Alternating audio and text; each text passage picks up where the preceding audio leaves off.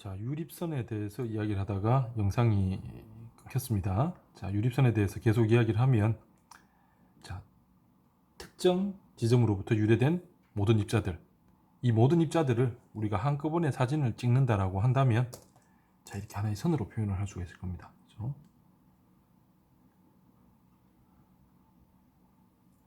자, 이렇게 선으로 표현을 할 수가 있는데, 이 선을 우리가 스트릭 라인, 유립선이라고 이야기를 합니다.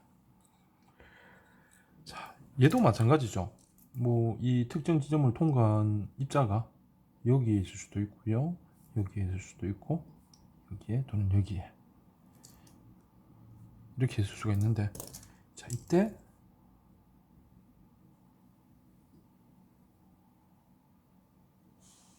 이렇게 연결한 선도 우리가 유립선이 될 겁니다. 자, 이걸 우리가 유립선이라고 하고요. 자, 그 다음에 이제 진짜 제일 중요한 유선이라는 게 있습니다. 유선.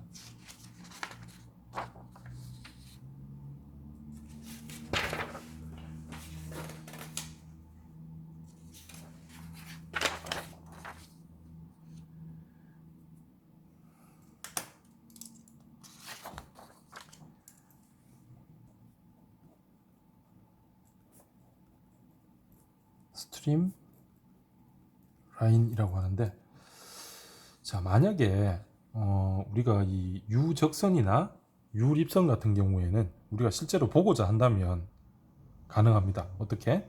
입자 한 개에 우리가 착색을 할 수 있다면 눈에 보이겠죠. 뭐 실제로 우리가 물은 눈에 보이지 않습니다. 유체 입자도, 물의 입자도 눈에 보이진 않는데, 그 유체 입자에 우리가 착색을 할 수 있다면, 뭐 착색하는 방법은 사실 그렇게 어렵진 않을 거예요. 뭐 강력한 형광 물질을 뭐 아주 작은 양으로 한다면 뭐 입자 하나에 우리가 착색을 할 수도 있을 겁니다. 자, 그래서 걔가 하나가 이동하는 거를 우리가 관찰할 수 있다면 유적선은 볼 수 있겠죠. 그리고 특정 지점을 통과하는 모든 입자에 우리가 착색을 한다면 유립선도 볼 수 있을 겁니다. 자, 그런데 이 유선 같은 경우에는 실제로 우리가 사용하는 거는, 지금부터 우리가 다루게 될 거는 이 유선입니다. 하지만 이 유선은 가상의 선입니다. 실제로는 존재하지 않는 가상의 선.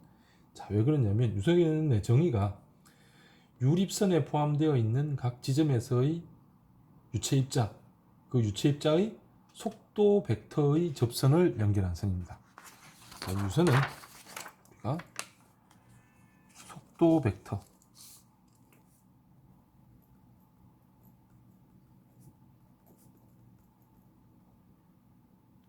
속도 벡터의 접선을 연결한 선입니다. 자, 그렇기 때문에 얘는 이제 우리가 어떻게 되냐면, 유체 입자가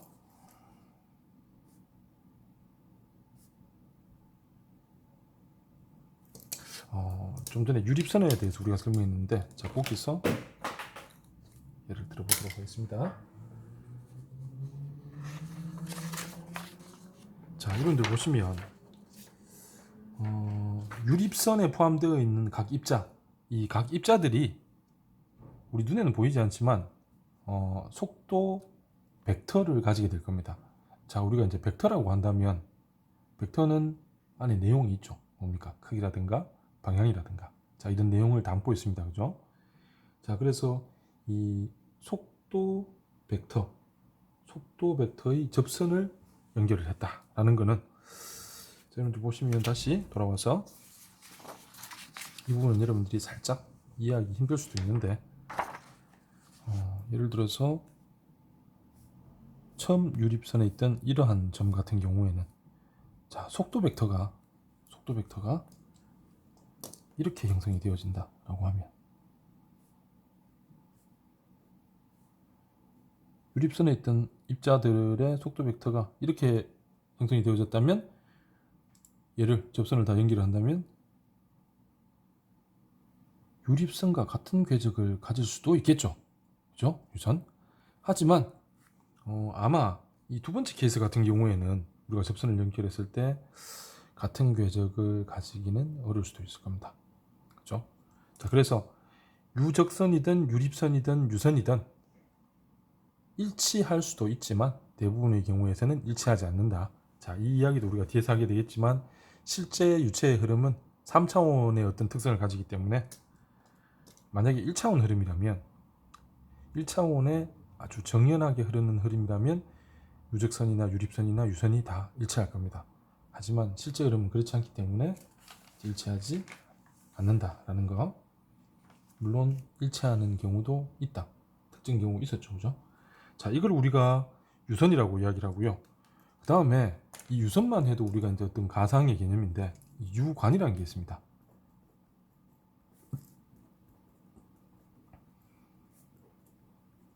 스트림 튜브. 자, 이 스트림 튜브 같은 경우에는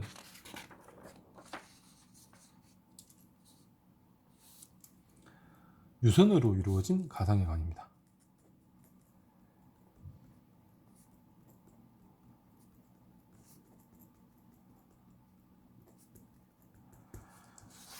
자, 여러분들 예를 들어서 자, 수중에 물론 이 안에는 흐름이 형성이 되어져 있겠죠. 그죠? 흐름이 형성이 되어져 있는데 우리가 유선을 한번 생각을 해보면 수많은 유선이 존재할 겁니다.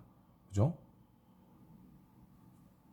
자, 이 어떤 특정 단면이 있다면 특정 단면의 특정 위치에서 유래된 입자들을 다 연결해 놓은 이 유선은 이 흐름 중에 무수히 많이 존재하겠죠.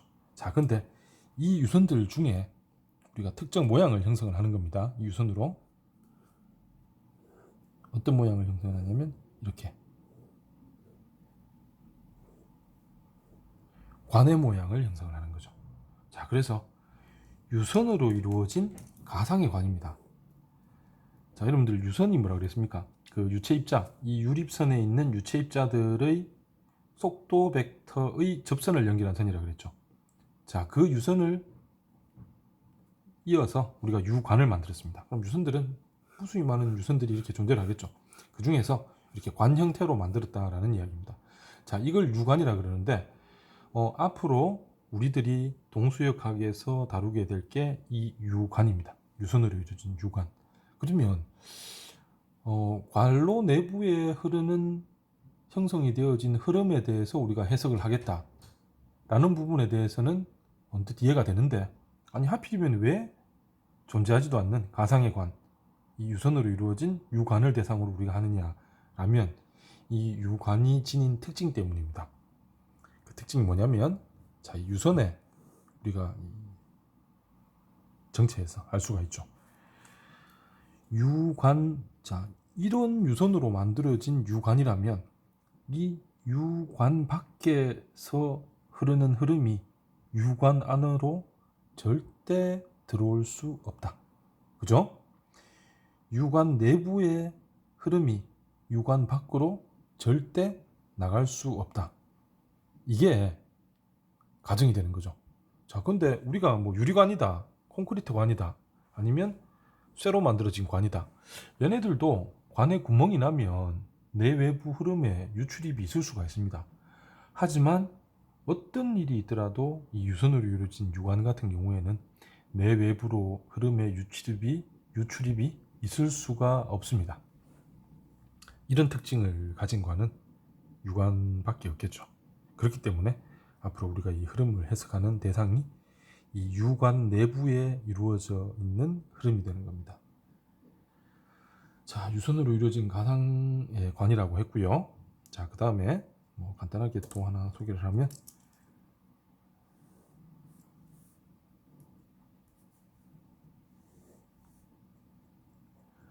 앞에서도 계속해서 뭐 특정 단면이 언급이 되어졌었는데, 자, 만약 흐름이 자 이렇게 들어가서 이렇게 나간다라고 했으면 당연히 이쪽으로 들어간 흐름은 전부 다 이쪽으로 나와야 되겠죠. 그죠? 만약에 흐름이 유속이 제로가 되어진다라면 그건 이제 흐름이 아닐 거니까 내부에 정체를 하겠지만, 흐름이라면 이쪽으로 들어가면, 그러니까 단면 1로 들어가면 단면 2로 다 빠져나올 겁니다.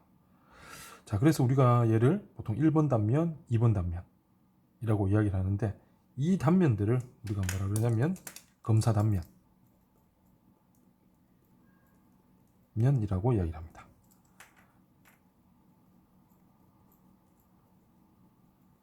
컨트롤 섹션이라고 이야기를 하고요. 그래서 우리가 흐름을 해석하는 특정 지점이 되는 겁니다. 자, 그 다음에 1번 단면과 2번 단면 사이의 볼륨이 되겠죠, 그죠? 최적. 자, 얘를 우리가 뭐라 그러냐면 검사 최적. 물론 그 실체는 흐름이 되겠죠.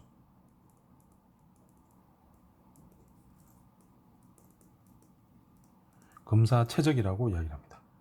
그래서 검사 최적, 검사 단면이 앞으로 우리가 이 유선으로 이루어진 유관에서의 검사 단면과 검사 최적이 앞으로 우리가 해석을 하게 될 대상 흐름이 된다는 거 꼭 기억을 해 주시고요. 자, 이어서 유선 방정식에 대해서 한번 알아보도록 하겠습니다. 자, 우리가 앞으로 다루게 될 게 유선이라고 하니까 유선 방정식에 대해서는 알고 있어야 될 겁니다. 그죠?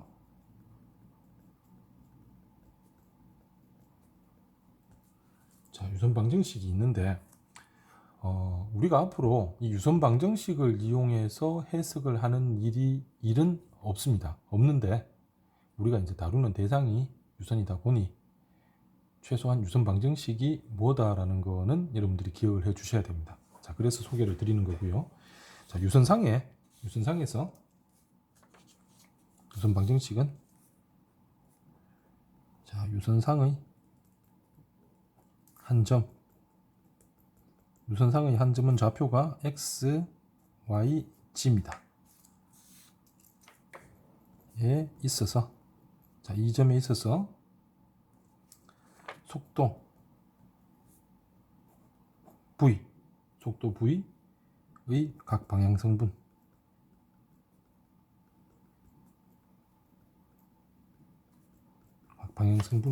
우리가 u, v, w로 나타내기로 하겠습니다. 자, 그 다음에 자, 우리가 속도라고 한다면 자, v 속도는 dt분의 ds 시간의 변화에 따른 위치의 변화가 될 텐데 자, 여기에서 ds의 각 방향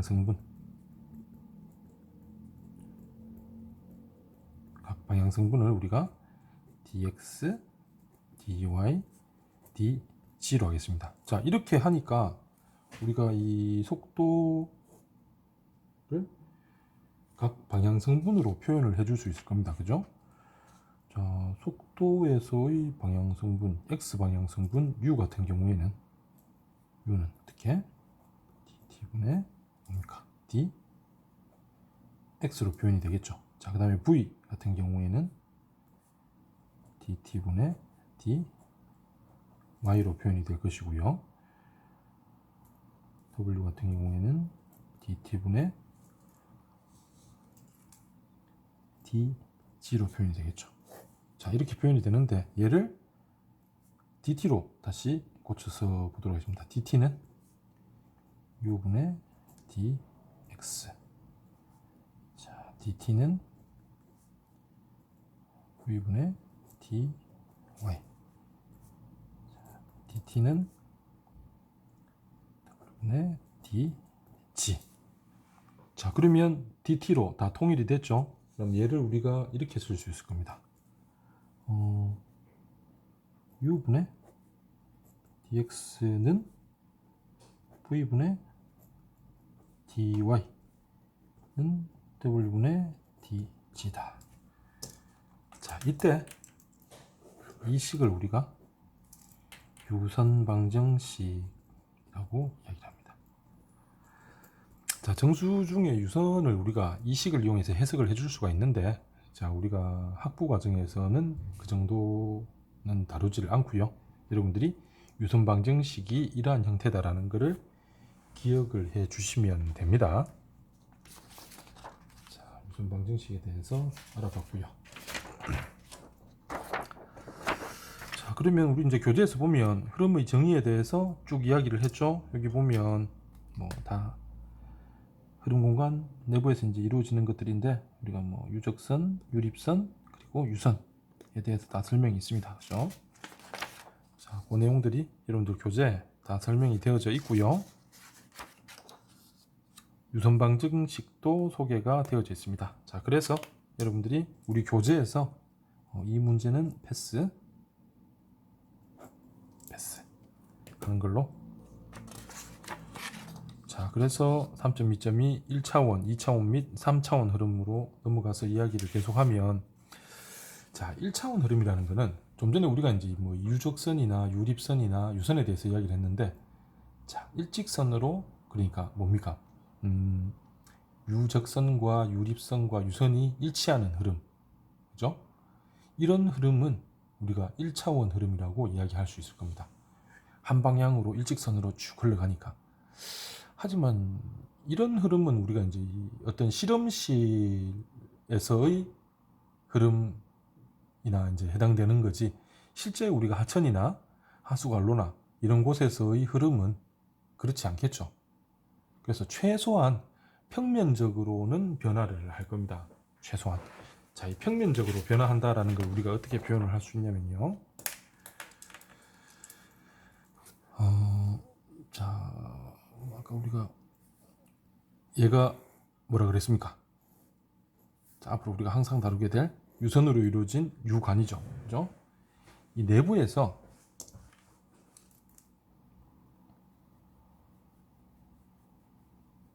흐름의 중심이 여기라고 하면, 자, 우리가 이 평면적으로 봤을 때 유속이 어디에서 가장 빠르겠습니까? 자, 이건 여러분들이 상상을 해볼 수가 있는데, 유속 분포를 우리가 나타낸다라고 하면 유속이 어디가 제일 빠르다? 물이 가지고 있는 성질 뭐가 있습니까? 점성이 있죠. 점성에 의해서 관로 벽면과 마찰을 일으키게 될 겁니다. 그렇기 때문에 관로 벽면과 마찰이 가장 작은 관로의 중심에서 유속이 제일 높겠죠. 실제로 이 평면적으로 봤을 때 유속 분포가 아마 뭐 대충 이런 식으로 이루어질 겁니다. 그죠? 그렇기 때문에 우리가 2차원적으로 봤을 때 유속 분포가 다 다르게 됩니다. 이런 흐름이 이제 2차원 흐름이 되는 거죠. 자, 이건 관로 내에서 이야기고, 하천에서 우리가 예를 들어 보면,